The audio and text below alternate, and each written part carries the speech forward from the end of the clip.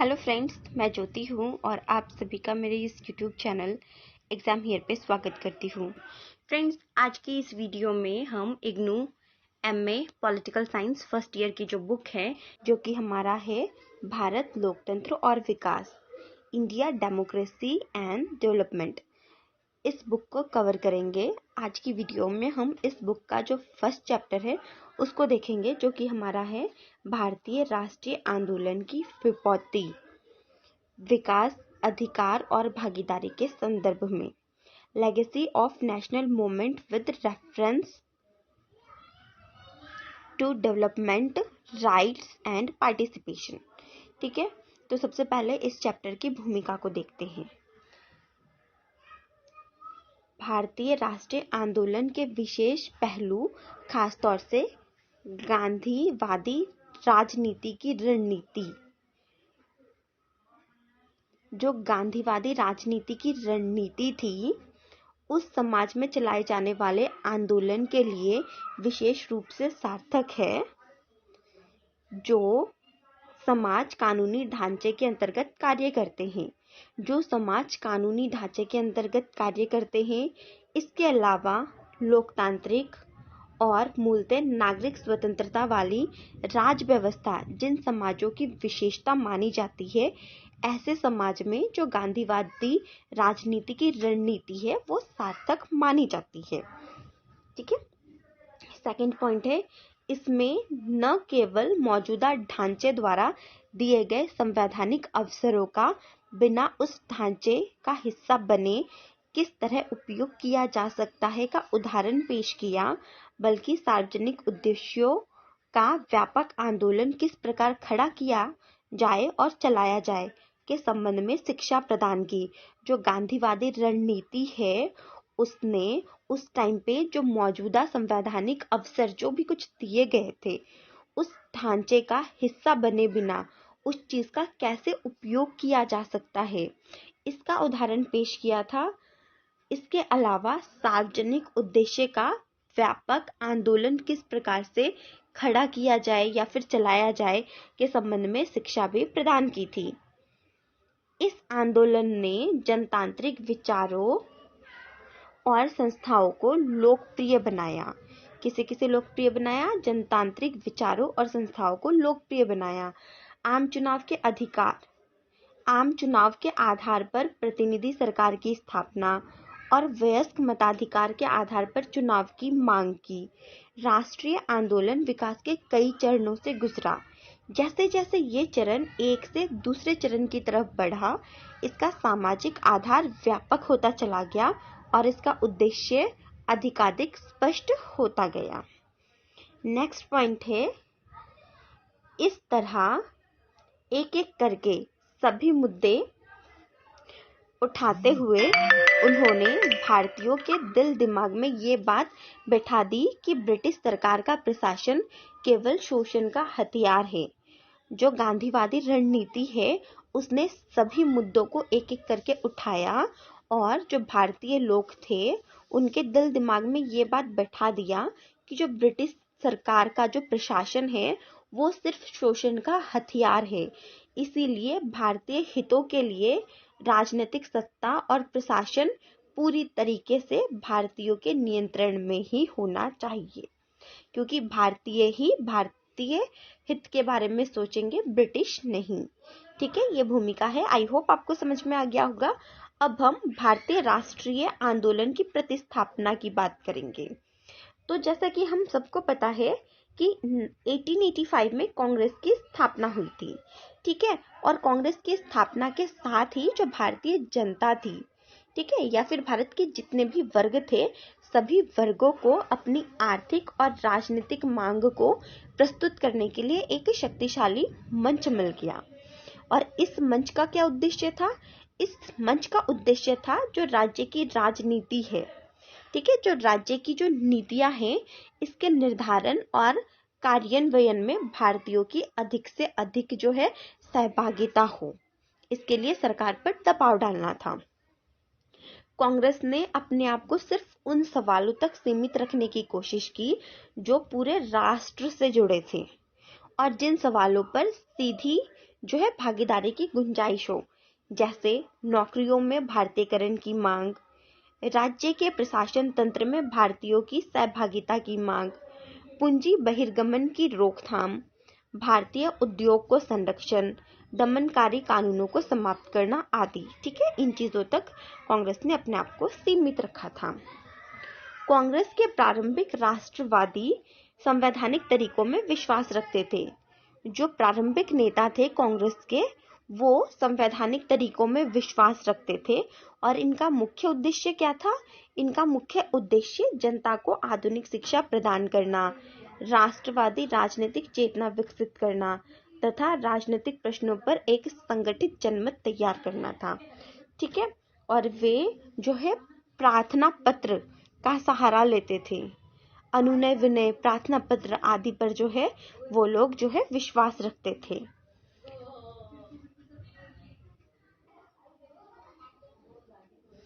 (1895) में स्वराज विधेयक आया, जिसमें जो है सर्वप्रथम हमको संविधान सभा के दर्शन मिलते हैं, जिसे जो तिलक जी थे उनके निर्देशन में बनाया गया था, तैयार किया गया था।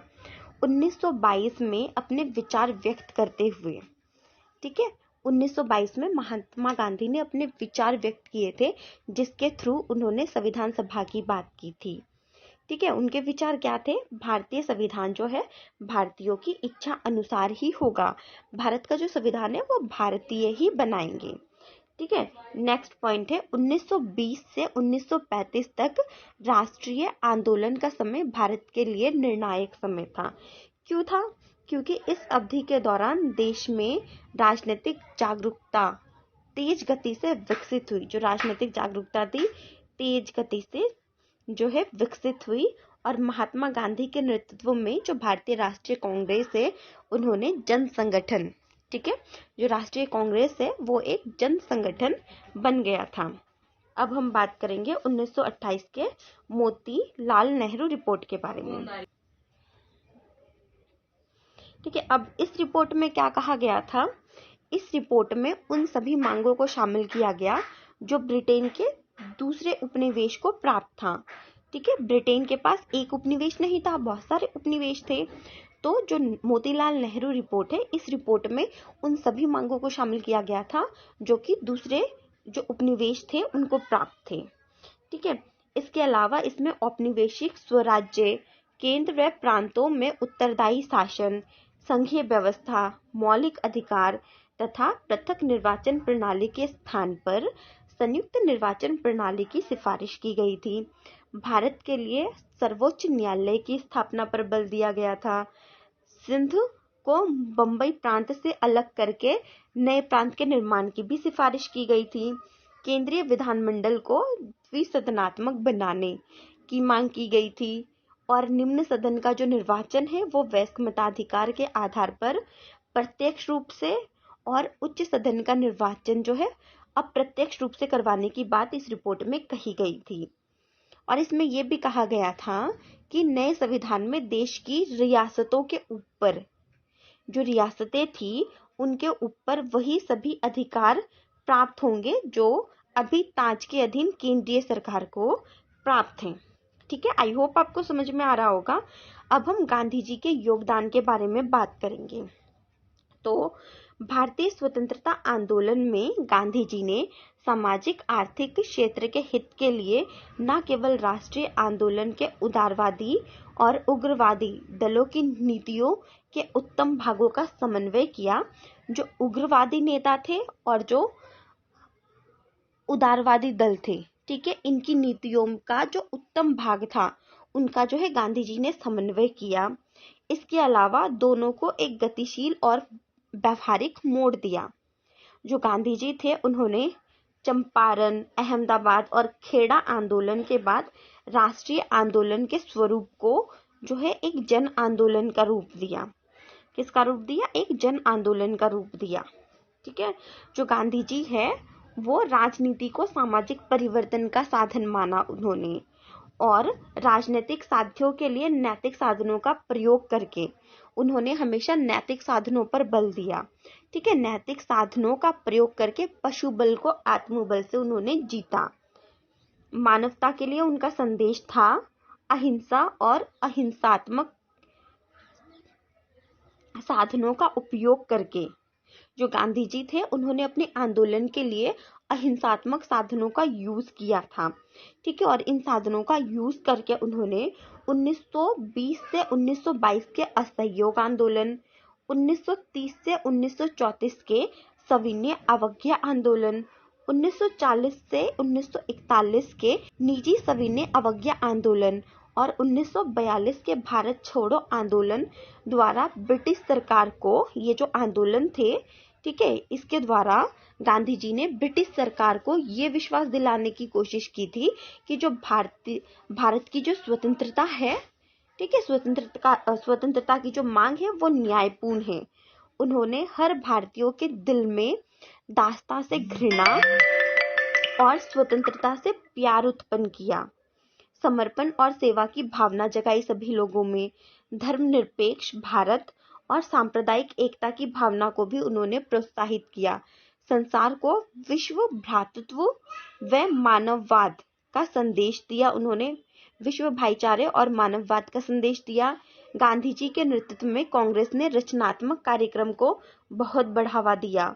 वह केवल राजनीतिक स्वतंत्रता ही नहीं चाहते थे, बल्कि जनता की आर्थिक, सामाजिक और आत्मिक उन्नति भी गांधी जी चाहते थे।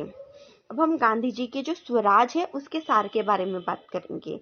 तो 1930 में यंग इंडिया में जो है उन्होंने एक लेख लिखा, ठीक है, और इस लेख में उन्होंने स्वराज का सार प्रस्तुत किया था और कुछ शर्तें रखी थी जो इस प्रकार हैं। लगान में 50% कमी की जाए, सिविल सर्विस की जो तनख्वाह है वो आधी कर दी जाए, फौजी खर्च में कम से कम 50% की कमी की जाए, रक्षात्मक शुल्क लगाया जाए और विदेशी कपड़ों का आयात जो है नियंत्रित किया जाए। रुपए की विनिमय दर घटाकर 1 शिलिंग 4 पेंस की जाए। तटीय यातायात रक्षा विधेयक पेश किया जाए। सीआईडी विभाग खत्म कर दिया जाए या उस पर सार्वजनिक नियंत्रण लगाया जाए। हिंदुस्तानियों को आत्मरक्षा के लिए बंदूक व पिस्तौल आदि रखने के लिए जो है लाइसेंस दिए जाए। नमक पर सरकारी इजारेदारी और जो नमक टैक्स है उसको खत्म किया जाए और नशीली दवाओं की जो बिक्री है उसको बंद किया जाए। उन सब राजनीतिक कैदियों को छोड़ दिया जाए जिन पर हत्या करने या करने का प्रयत्न करने का अभियोग नहीं है। तो ये कुछ पॉइंट्स है, आप एक बार अच्छे से देख लीजिएगा जो गांधी जी के स्वराज का सार था, ठीक है। अब हम कांग्रेस की जो कराची संकल्पना है उसके बारे में बात करेंगे। गांधी इरविन समझौता, इसे हम दिल्ली समझौता भी कहते हैं, ठीक है। इसको मंजूरी देने के लिए मार्च 1931 को कराची में जो है कांग्रेस की बैठक हुई थी। कांग्रेस अब केवल स्वराज या स्वतंत्रता की प्राप्ति तक सीमित नहीं था, बल्कि वह चाहती थी कि भारतवासियों के लिए एक सामाजिक तथा आर्थिक सुधार की रूपरेखा प्रस्तुत किया जाए। अब जो भारतीय हैं उनकी मांग धीरे धीरे बढ़ने लगी थी। वो केवल स्वराज ही नहीं चाहते थे, बल्कि भारतवासियों के लिए सामाजिक और आर्थिक सुधार की रूपरेखा भी चाहते थे, जिससे सभी लोग सर उठाकर जी सके, चल सके। यानी अब स्वतंत्रता के साथ साथ सामाजिक तथा आर्थिक उद्देश्य भी अब जुड़ गए थे। इस सत्र में पहली बार कांग्रेस ने मौलिक अधिकारों तथा राष्ट्रीय आर्थिक कार्यक्रमों से संबंधित प्रस्तावना पारित किया। कांग्रेस ने पूर्ण स्वराज को इसमें परिभाषित किया था और ये घोषणा की कि जनता के शोषण को समाप्त करने के लिए राजनीतिक आजादी के साथ साथ आर्थिक आजादी भी जरूरी है। प्रस्ताव में अभिव्यक्ति की आजादी, संगठन बनाने की आजादी, जाति, लिंग, धर्म आदि से परे कानून के समक्ष समानता का अधिकार, सभी धर्मों के प्रति राज्य के तटस्थ भाव, सार्वभौमिक वयस्क मताधिकार के आधार पर चुनाव और स्वतंत्र व अनिवार्य प्रारंभिक शिक्षा की गारंटी की जो है बात की गई थी। प्रस्ताव में लगान और मालगुजारी में उचित कटौती, किसानों को कर्ज से राहत देने और सूदखोरी पर नियंत्रण, मजदूरों के लिए बेहतर सेवा शर्तें, काम के नियमित घंटे और महिला मजदूरों की सुरक्षा, मजदूर किसान को अपनी यूनियन बनाने की आज़ादी और प्रमुख उद्योगों, खदान और परिवहन को सरकारी स्वामित्व में रखने का जो है इसमें वादा किया गया था। अल्पसंख्यक और विभिन्न भाषाई क्षेत्रों की संस्कृति भाषा की सुरक्षा का भी जो है इसमें वादा किया गया था। अब हम समाजवाद के बोध के बारे में पढ़ेंगे कि जो समाजवाद है उसका क्या रोल था। तो 20वीं सदी के दूसरे दशक के अंतिम वर्षों या फिर तीसरे दशक के दौरान राष्ट्रीय आंदोलन का चरित्र जो है बदलने लगा था। तो जैसे जैसे टाइम बीतता गया वैसे वैसे जो है लोगों की जो मांग है वो बदलती गई, परिस्थितियां चेंज होती गई। ठीक है, तो जो राजनीतिक आंदोलन था, जो राष्ट्रीय आंदोलन था, उसका चरित्र भी बदलता गया। अब कांग्रेस का जो लक्ष्य है वो राजनीतिक स्वतंत्रता थी। अब सामाजिक और आर्थिक स्वतंत्रता की मांग की जाने लगी। इस काल में युवा वर्ग समाजवादी विचारधारा के प्रभाव में आने लगा था, क्योंकि असहयोग आंदोलन जो है विफल हो चुका था। ठीक है, युवा वर्ग जब असहयोग आंदोलन विफल हो गया तब जो युवा वर्ग थे उनका जो है गांधी जी की जो रणनीति थी उनसे मोह भंग होने लगा था। दूसरी तरफ जो है रूस में जो है रूसी क्रांति हो चुकी थी। ठीक है, सफल क्रांति हुई थी। तो इस क्रांति ने भी युवकों को जो है इस ओर प्रेरित किया।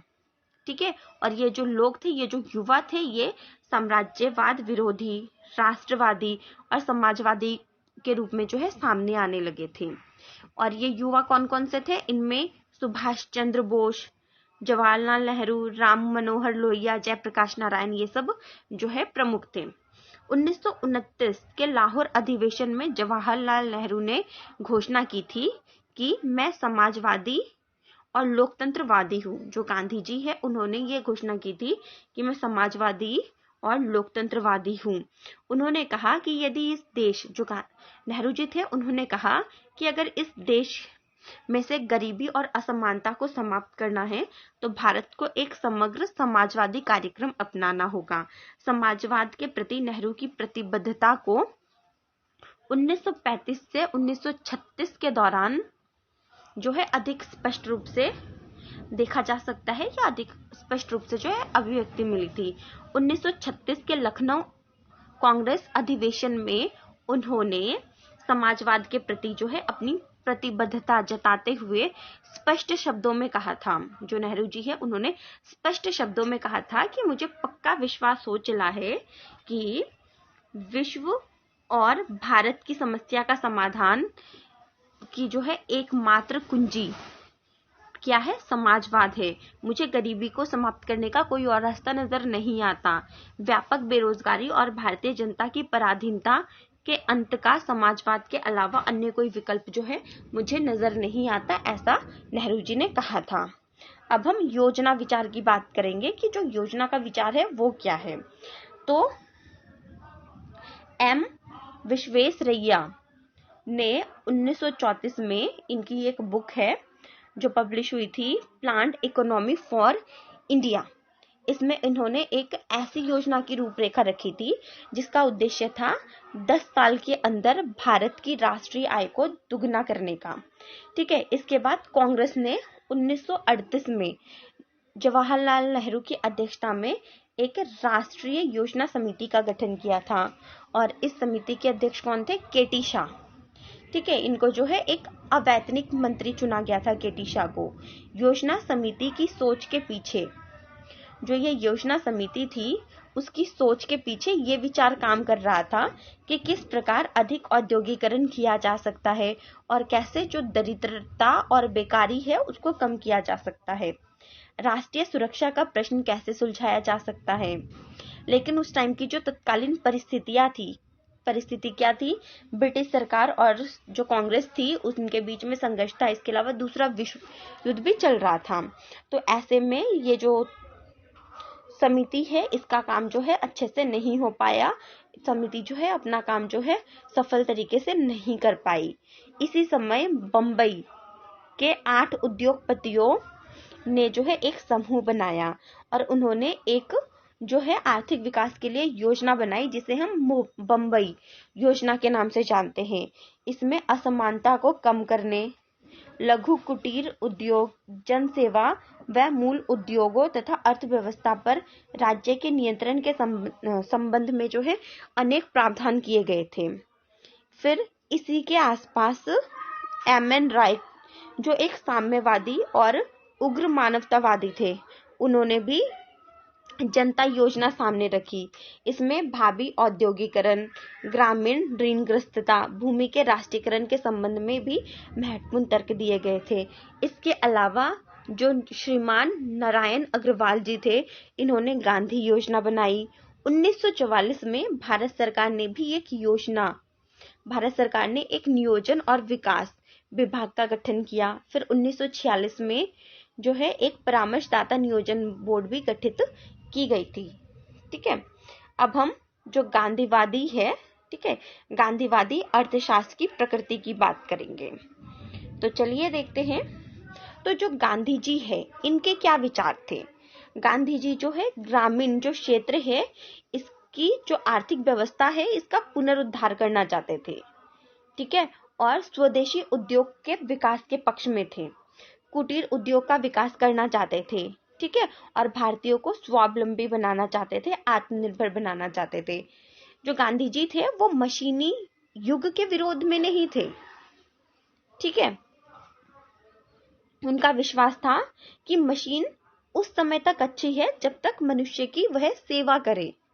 वे भारत में स्वावलंबी और स्वशासित ग्राम पंचायत का जाल बिछाना चाहते थे तथा संपत्ति के संबंध में सीमा सिद्धांत के समर्थक थे। जो गांधी जी थे, उनका कहना था कि किसी व्यक्ति के पास जितनी जरूरत हो उतनी ही संपत्ति होनी चाहिए, उससे ज्यादा नहीं होनी चाहिए।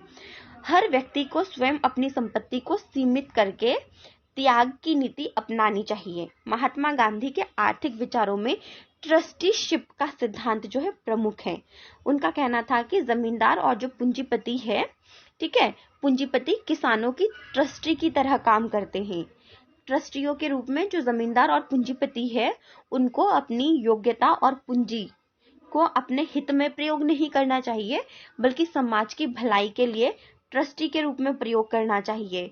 उन्हें उपार्जित धन में से जितना धन उनको मिलता है, उनमें से एक उचित आधार पर, मतलब कुछ धन अपने पास रखने चाहिए जितनी उनकी जरूरत हो, और बाकी जो शेष बच गया वो लोगों में बांट देना चाहिए। इस प्रकार गांधी जी वर्ग संघर्ष में विश्वास नहीं रखते थे, बल्कि विभिन्न वर्गों की सहकारिता तथा एकीकरण के पक्ष में थे। ठीक है, आई होप आपको समझ में आ रहा होगा। क्वेरी है कमेंट बॉक्स में कमेंट करके मुझसे पूछ सकते हैं, मैं आपको वहां पर रिप्लाई कर दूंगी। वीडियो एक बार आपको समझ में नहीं आता, दूसरी बार देखेंगे तो अच्छे से चीजें आपको क्लियर हो जाएगी। अब हम गांधी जी के सामाजिक दर्शन की बात करेंगे।